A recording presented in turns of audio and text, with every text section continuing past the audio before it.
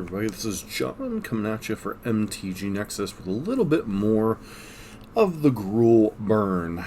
As a friendly reminder, if you like modern content, especially of the lightning bolt based variety, please consider subscribing to the channel, as we aim to be the most informative lightning bolt based channel for modern on YouTube, with a little bit of Pioneer and Legacy sprinkled in as well. So this is a mixed video.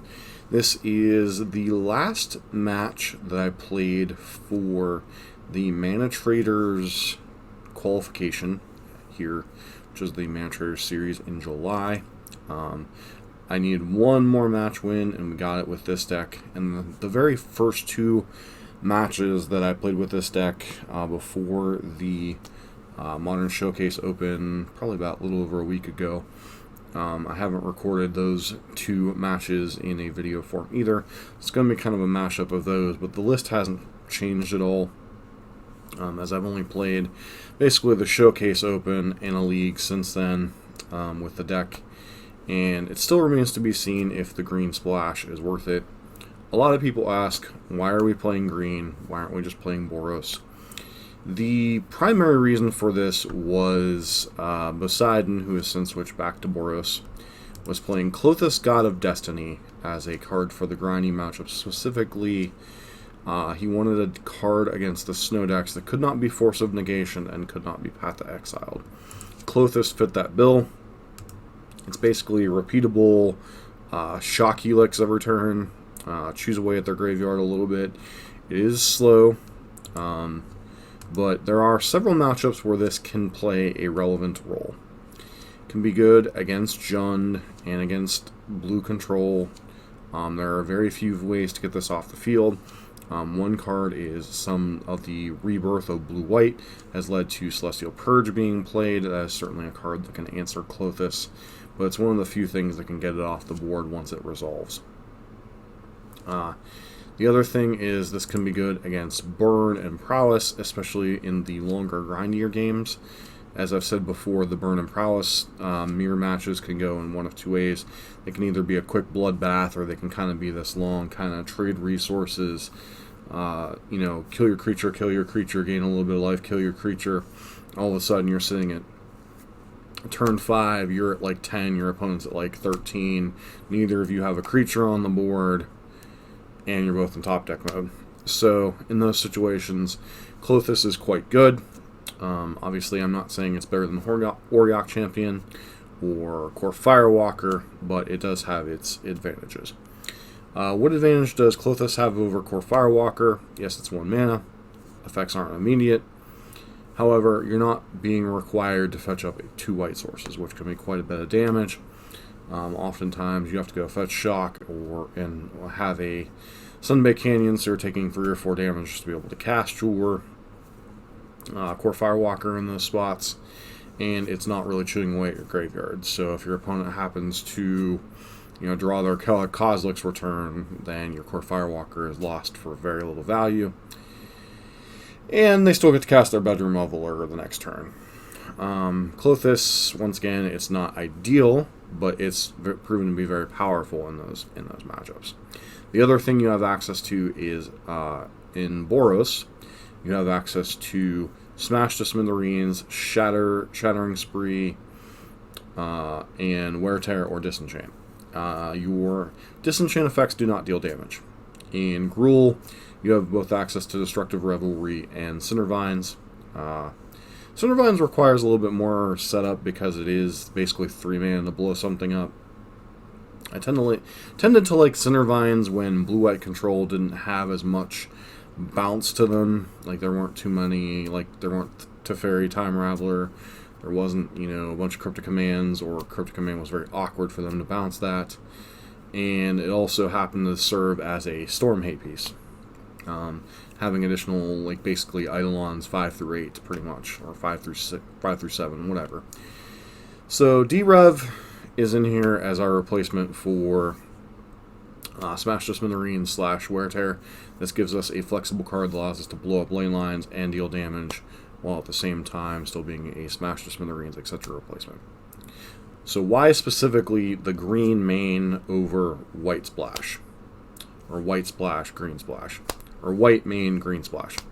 The mana was terrible, especially if you wanted to play both Core Firewalker and Klothys. There was some really awkward tension of fetching, your 2 white sources plus your green source.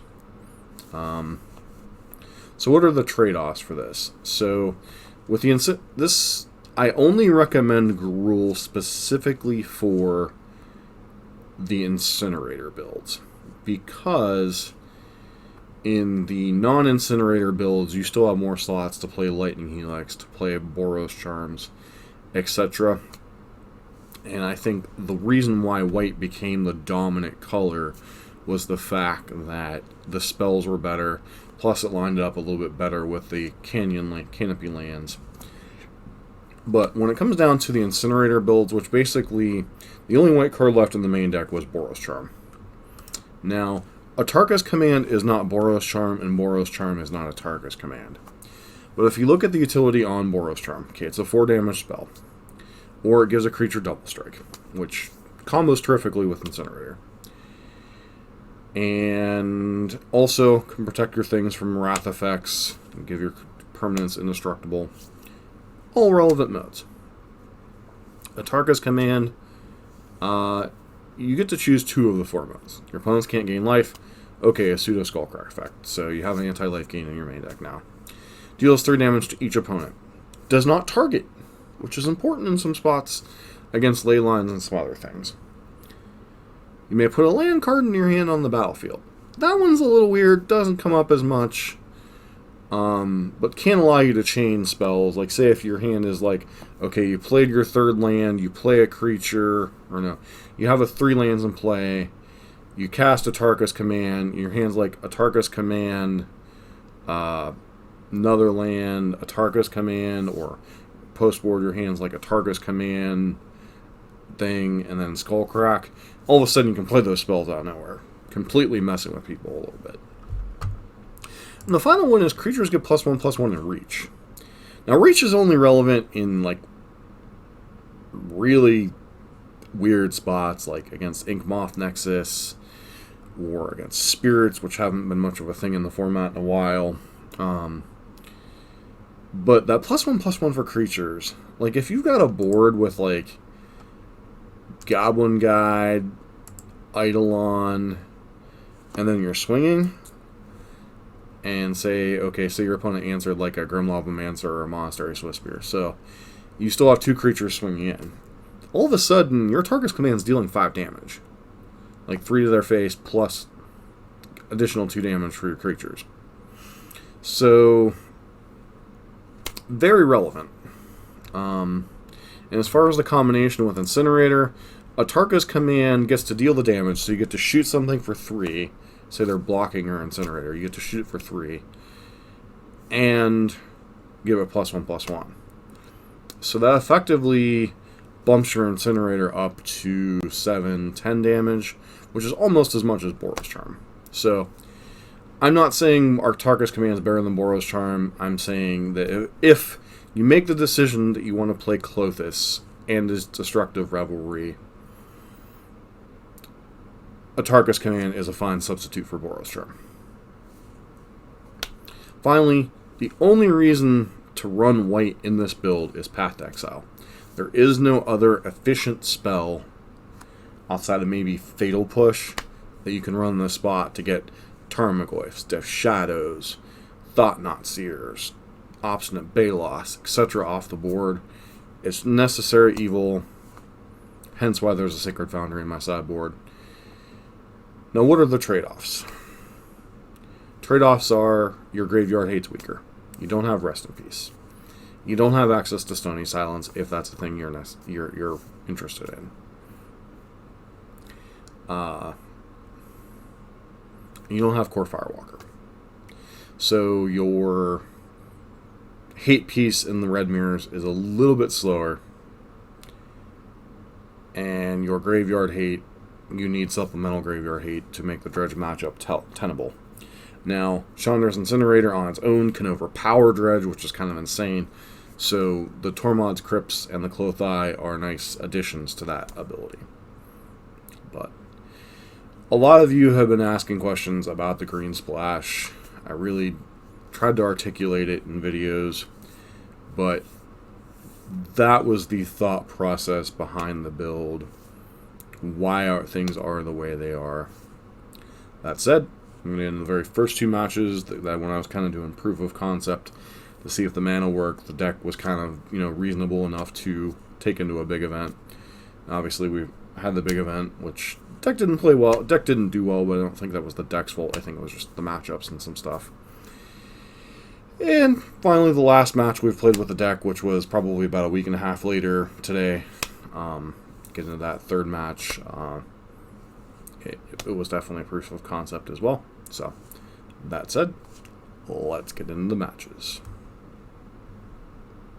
We're back for match number 1, game number 1 of the first time I played with this variant of this deck.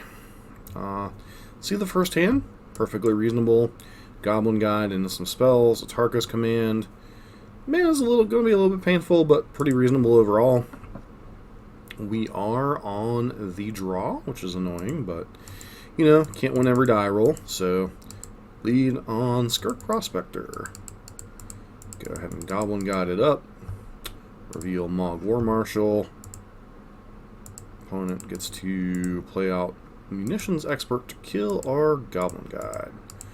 Get in for 1 there. So here, I have a couple different lines I can take. I can Rift Bolt, kind of waste a mana this turn, and then potentially Incinerator next turn. Or I can just play Eidolon and see what happens. I choose to play Eidolon here because they already wasted 1 removal spell to kill a creature. In Goblins, you kind of have to tag them early to deal them damage. Here comes the War Marshal. Their board is whatever. It's kind of funny. Our bear is just bigger than theirs. And then we rip Lightning Bolt, which was pretty nice here. We just suspend Rift Bolt. This actually might have been a mistake here. I could have bolted plus skewered and played Incinerator this turn and then gotten the machine gun combo going. Instead I choose to suspend Rift Bolt. Don't know if that was correct. Opponent plays their thing, sacks it, swings with nothing, so in the end I just get to kind of do the thing. Bolt their face. Ooh. Rewarded for the possibly inferior line we took. Chandra's Incinerator. Chandra's Incinerator. Go. Alright. So that does not mean, even though the line worked out well, it does not mean that the line I took was correct. We got rewarded by drawing a second Incinerator and being able to cast it. And then, this right here might be the most broken part of Chandra's Incinerator against creature decks. Like, Eidolon normally is okay against creature decks. Like, it's not great, especially ones that are normally packing Ether Vials. But this just, like, machine gun down your board is just like, oh, kill that, all of a sudden you don't have a board. And then you're playing a Mog War Marshal. And it's just like... this clause that says non-combat damage is just abusive with Eidolon of the Great Revel. Be back with game number 2 and sideboarding. So we are back with sideboarding. So, took out the 4 Eidolons. Despite their... it's good showing there in game number 2. Generally, if they have a Aether Vial, Eidolon's a terrible card.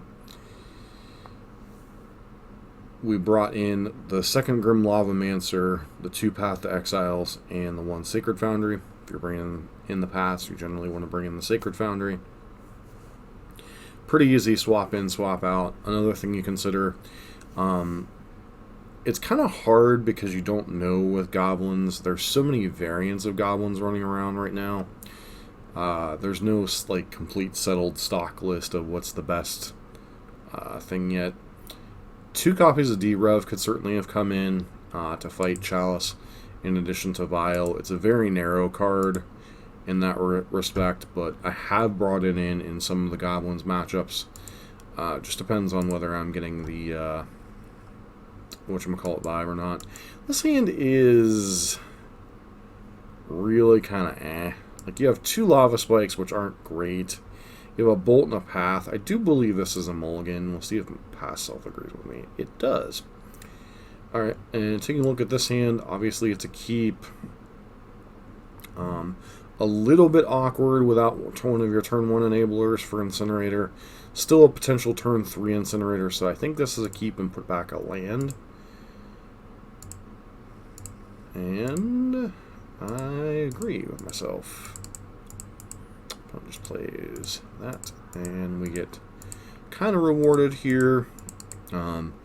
Fetch up the green source, which may or may not have been correct, because we still have a Tarkus command in the deck. There's a Snoop Do double G. Swing in, see if they block. They do not. Choose to skewer the critics here. Once again, I'm not casting spells because I want to set up for Incinerator next turn.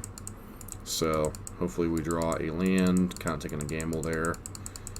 And part of the reason I'm not cracking the thing, I choose to skewer the critics, kill their guy because they're a little bit late on stuff. And then maybe it's possible I should have a Tarkus commanded there. I guess I just wanted to get their thing off the board because they were stuck on lands. We draw a land, bail ourselves out a little bit. They fatal push us, which is fine. Our hand, once again, is awkward. Just from a whatchamacallit standpoint. We get Tarkus command. We bolt. We play an Incinerator. This is a battle of kind of the weakened decks here. Opponent goes to block. We play a Tarkus command. We gun their board down and kill them. So, you know, killing your opponent from 10 with a Tarkus command is just so stupid. But, you know, some of the lines were definitely subpar. I think the emphasis was to keep their board as clear as possible because they were stumbling on lands. They didn't have an Aether Vial. That's been one of the weaknesses of the Gobos deck, is just this kind of weakness here where they don't have all the tools they're trying to work with, and they are a very mana-hungry deck sometimes, hence why you see Skirk Prospectors in some of these lists. Anywho, that was the first trial run with it. Very, very, very first proof of concept run with this deck. We have one more match like that. This was, again, played at like 12:30, 1 o'clock, 1:30 the night before the Modern Showcase Open. So, interesting run for the very first thing with the deck. But once again, you do see a little bit of the awkward tension sometimes with these Chandra's Incinerators. Back with our second match with Gruul Incinerator Ever. This hand's pretty good. You have the nice fast start of 2/1 drops into a Lava Spike potentially. Also have an Eidolon. I do believe we're on the draw here, so this hand's a little bit worse. We get Inquisition, they take the Eidolon, which leaves us with a rather fast aggro start against an unknown opponent. At this point I'm expecting like to get hit by, I don't even know what I'm expecting to get hit by here, and they just cast nothing. Swing in, they fatal push, they path us. So our fast creature start was kind of taken apart, which is kind of unfortunate. We play that. Lava Spike, swing in. So if our opponent has anything decent, they don't. They just swing in with Shambling Vent. At the end of the turn, we're going to crack this Sun Canopy. Suspend Rift Bolt, get in for some damage. Opponent does the same thing. Shambling Vent hitting for 2 a turn. We just go ahead and Lightning Bolt it, get it off the board. Wait, once again, you wait until after they've Declared it as an attacker, so they can't use it for mana. We draw nothing here, just continue to pressure in. Opponent plays Batterskull, which might well lock up the game if we don't draw something good here. And, you know, this is literally one of Burn's better starts, just kind of picked apart. You know, that's why when people are talking about decks like Jund or, you know, Rock being terrible matchups, this is the kind of game that they're talking about. Like, you have... Burn's a resource deck, right? So, Burn's a deck that a lot of people are like, oh, you just point burn spells at your opponent's face and you kill them, ha ha ha. Well, no, not really. The creatures in Burn do a lot of the heavy lifting. It's a lot harder to count to 20 with just direct damage spells than it is for Goblin Guy to go 2-4, okay, it died. Eidolon, okay. You killed it, you took 2, ate up your entire turn, freed me up to cast a burn spell to hit your face. You know, or, okay, I have 2 creatures in play, you have a big Tarmogoyf. You can swing and hit me for 4, but then I can turn around and hit you for 4, and you're at a lower life total. So we kind of stare at each other. Meanwhile, have more draws at burn spells to kill you. But, you know, and one of the other downsides is the utility of playing Seal of Fire is outweighed by the fact that its damage output is a lot lower. 3 is greater than 2. Kind of common sense there. But this is an enabler for Chandler's Incinerator. And our opponent, back to the Jund analogy, while they weren't Jund, they are Black-White Stoneblade. They still have the discard spell and the double removal spell into, you know, gain a little bit of life with Shambling Vent, force us to burn a burn spell on their threat, and then just, okay, here's my 5-mana life gain threat. You have that 1-turn window to draw on a Tarkus command, and then you have to rip another spell, or you're dead, and we kind of failed that test. So, let's go on to sideboarding, see how I sideboarded in this matchup. So, looking at this sideboarding, I think I sideboarded terribly. Looks like I wanted to bring in the Klothys and a couple copies of D-Rev at the cost of some of the Incinerator package because I saw a Path to Exile. I don't know what I was presuming they were on. I guess I was presuming they were some type of Black-White Midrange with a Stoneforge package. It didn't seem that they were a Death Shadow deck. We didn't see, like, Giver of Runes. We didn't see the 3-drop that tutors for Captain of Eos or whatever the heck it is. So I thought they were more of a mid-range deck, so I went for more of the mid-range plan, bringing in Klothys. As far as what we boarded out a Lavamancer, boarded out a Seal of Fire, boarded out a couple Skewer the Critics, boarded out a couple Chandler's Incinerators. I don't think the sideboarding was correct, but I also think I was trying to gauge what our opponent's deck was doing. Brought in the Sacred Foundries, brought in the 3 Klothys, brought in the 2 Destructive Revelry, because obviously we saw Batterskull, which means we can probably assume that there is some type of sword package going on here. And they might also have something like Tidehollow Sculler in their deck, which a lot of these like Black-White midrange decks do.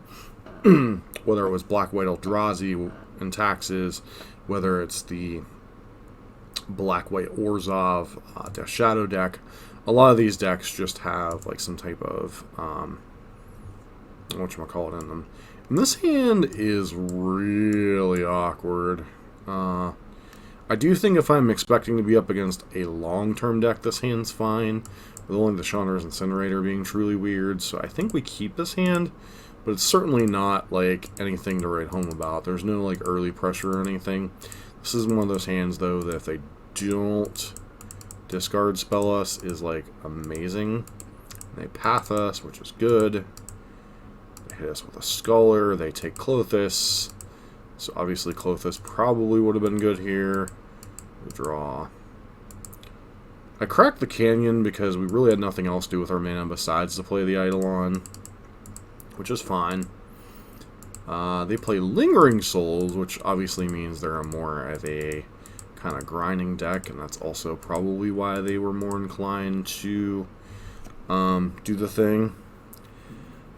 Also, my sequencing here was terrible.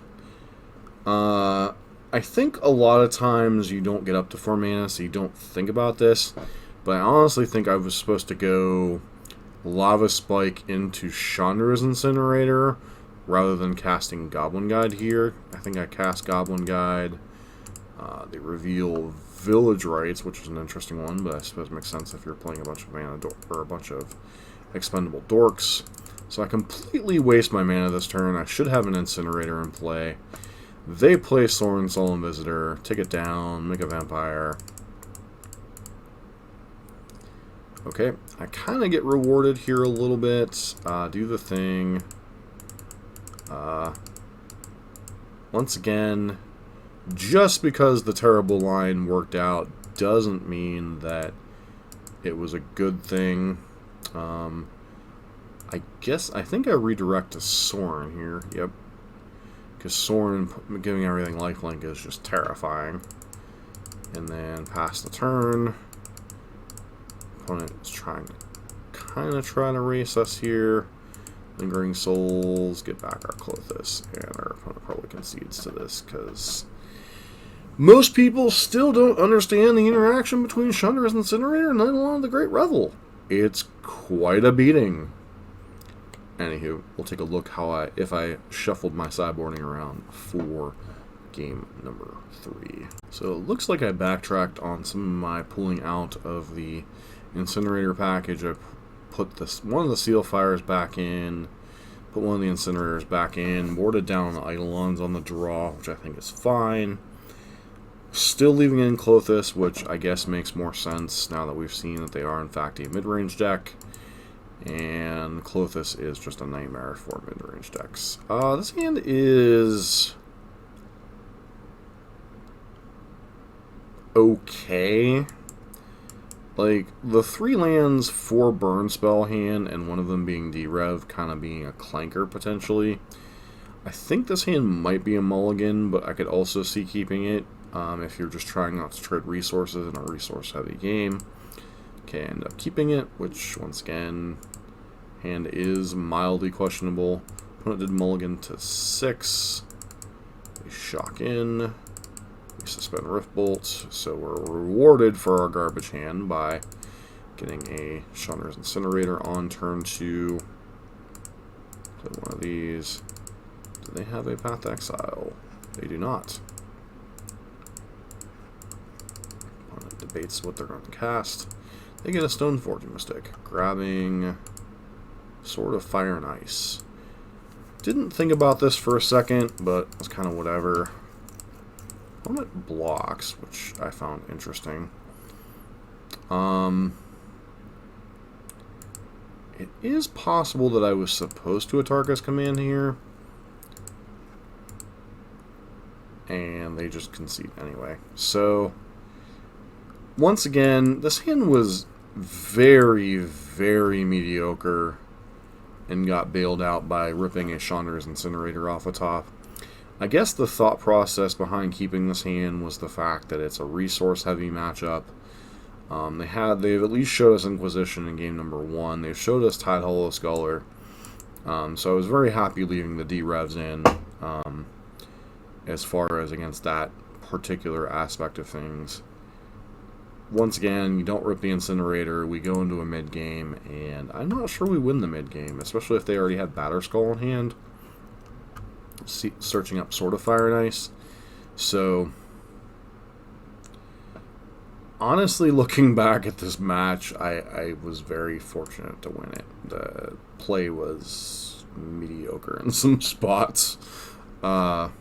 You know, it's one of the nice things about going back and reviewing some of these matches instead of like doing the first initial playthrough, is you get a better look at the decisions that you're taking, and you're just like, wow, that was really bad. Like, I really should have sequenced things differently. But Friendly reminder, the last match on this video will be a live play as opposed to a replay. So if you enjoyed the replay format, I do apologize. The third match will be a live match. I think it was against Devoted Druid, if I remember correctly, but there were certainly some moments in there to go back and watch.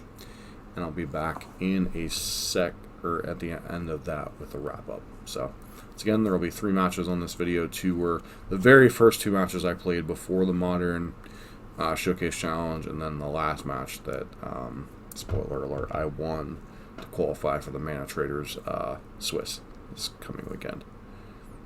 Back for the first match in this video with Gruul Splashing White Burn for Path of Exile.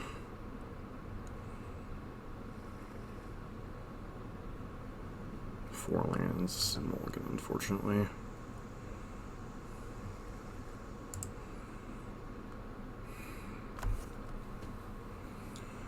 Just a Luris deck. What am I putting back here? One of the lands, maybe?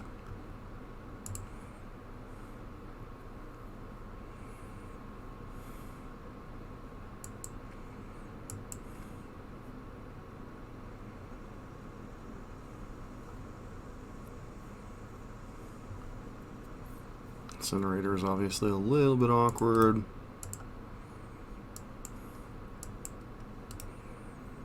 Of course, any hand that doesn't have Seal of Fire or Rift Bolt, Incinerator is a little bit awkward in.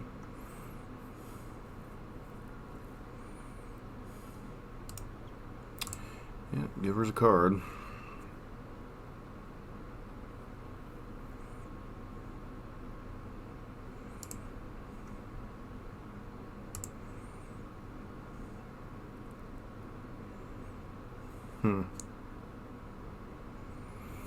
This is an awkward spot, right? Like, we really want to bolt the giver here in case they are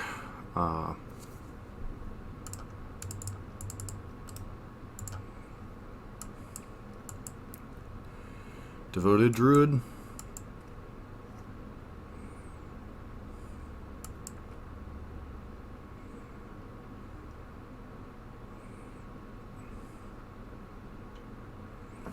Ironically, we don't care about either one of these cards.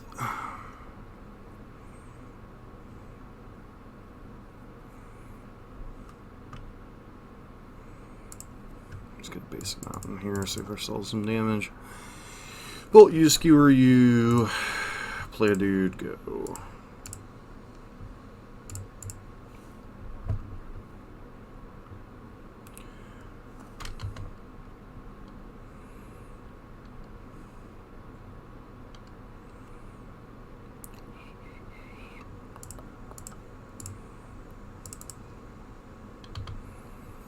You failed the test, my friend. You didn't have a turn to Vizier.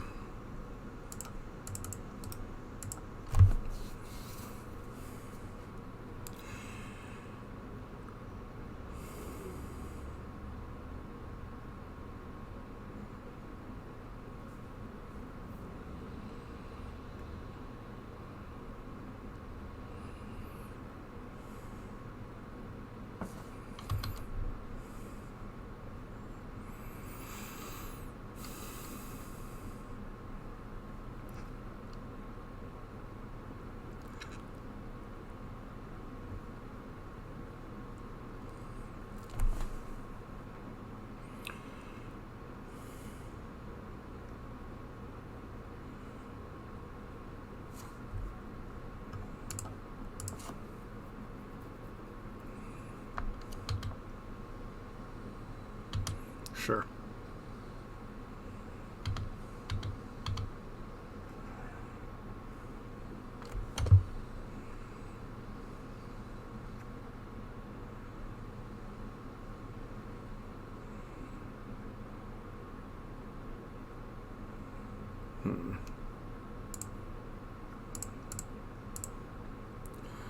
Start by cracking that.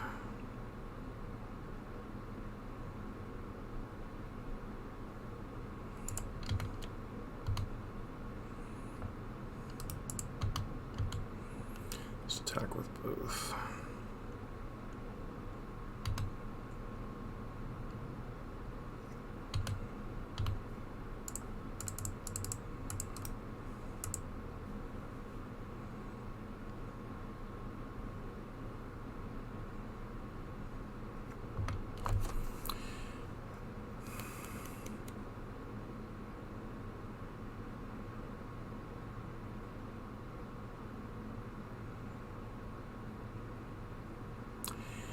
Guess if you have exactly cord for 2 into Ballista, you could do this.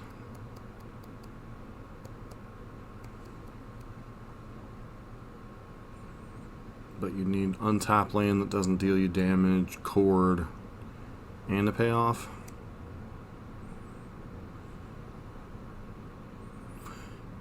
And any spell you cast not only kills you, but also kills your devoted druid. Okie dokie. Definitely want paths. Definitely want this guy. Bring the land.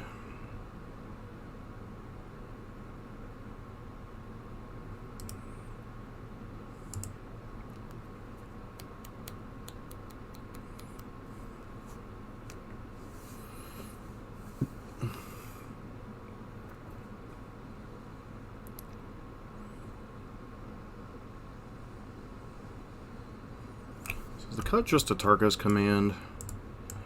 Like, it's not great in the face of some type of life gain, like Kitchen Finster stuff, but I think just grinding through their creatures is just also a viable strategy with Incinerator.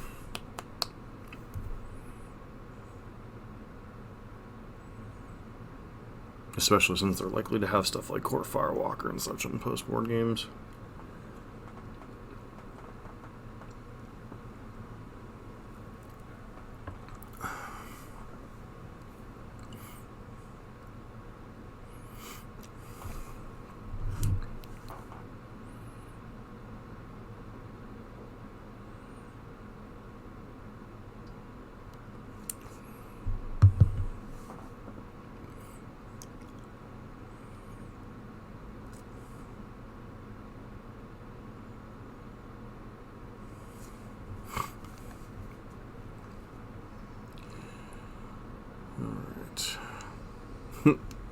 Great hand if we had even one land, right?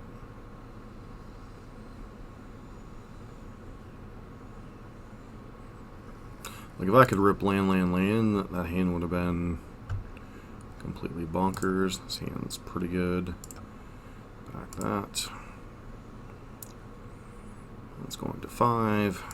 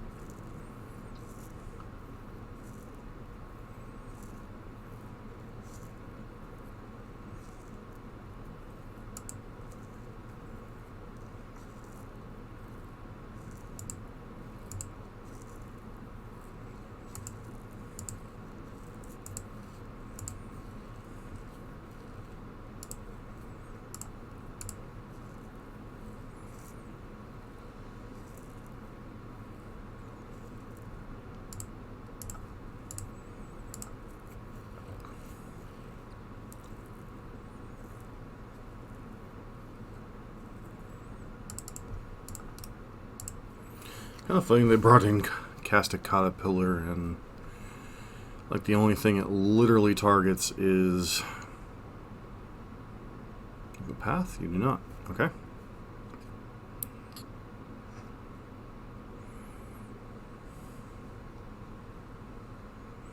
Sure.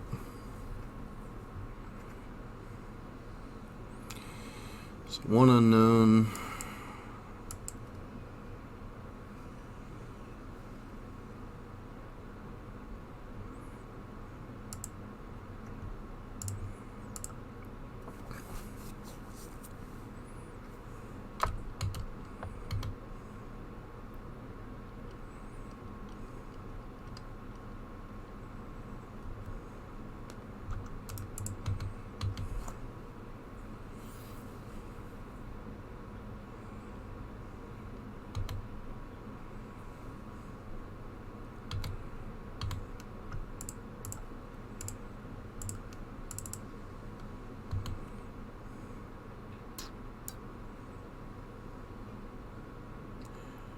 they're smart, they'll just prevent that damage.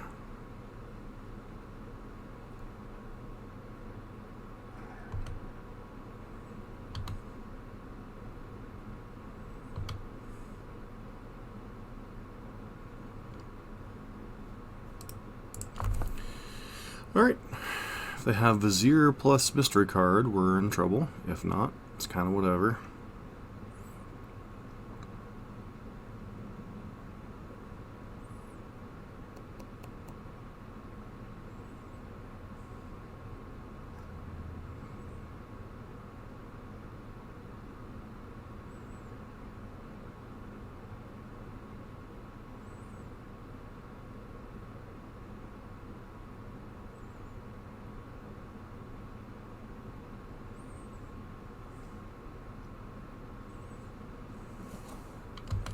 Okay.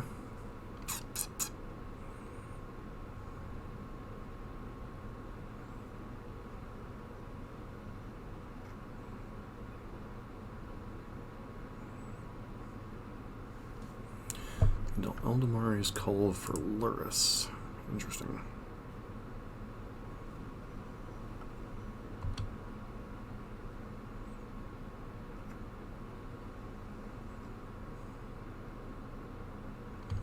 Sure.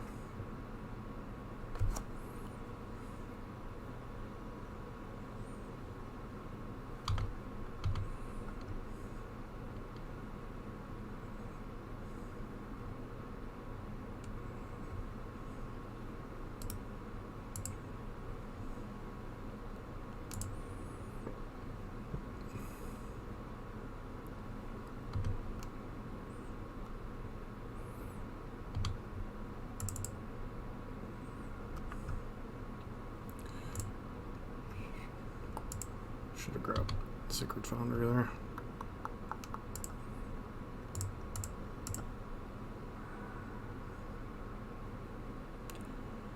Yeah, that's really awkward.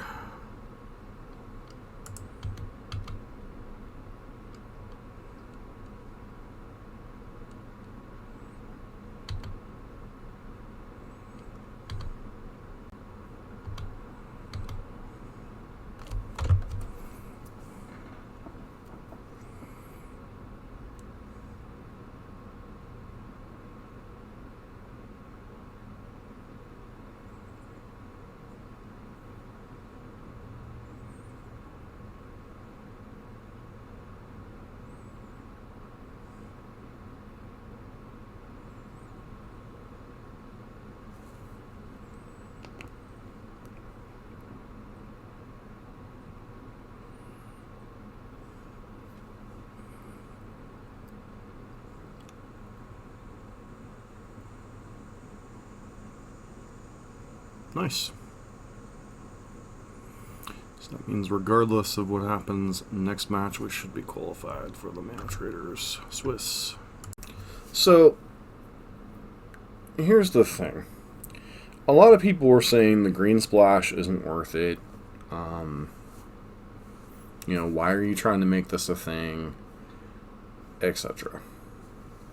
So I hope I explained in the intro why I chose to kind of go with the green splash, why I've been working on it, etc. Is the green splash worth it? Undetermined. Not enough data. I'm noticing a lot of the decks still aren't utilizing Chandra's Incinerator. A lot of people are still playing traditional Burn, and that's perfectly fine. The deck's still reasonable. Seems like it's in a decent position in the meta with Snow being weakened a little bit. I personally prefer the Incinerator builds at the moment. And I personally prefer the green main over the white. As I've explained, I like Klothys as a card. I think it's a card that warrants further testing. The card has popped up in Gruul, and it's one of the reasons why Gruul generally has a pretty good mid-range and control matchup. Now, granted, they can play it on turn 2, which is a lot more impactful than us playing it on turn 3, especially on the draw. If you don't feel Klothys is worth the spot, then by all means, play Boros, the version of it. Poseidon, I think, recently got his 5th trophy with the deck, or variant of Burn, this thing. So check out his latest list on MTG Goldfish or whatever. Yeah, I think the deck is very powerful. I think it definitely warrants more exploration. I've been working on some other things here and there simply because, while this has primarily been the backbone of the format, or the channel with Burn, I did want to explore other things. Is it prowess? You know, some of the decks that have popped up, mono white tokens, we did a video on that the other day. Gruul, we've been doing a little bit more playthrough, and I do apologize, the last Gruul video was not the best play. I'm going to straight up say that. But, you know, I really want to get a feel for the modern format. You know, we did a little bit of Pioneer.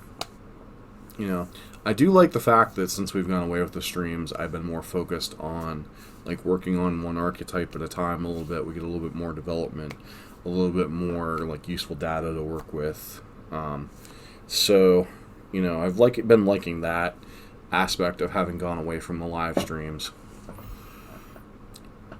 You know, I really want to see this channel grow, so you're going to see a lot more passion out of me in a lot of these situations. I know I'm going to be wrong sometimes. I know I'm not going to play the best sometimes.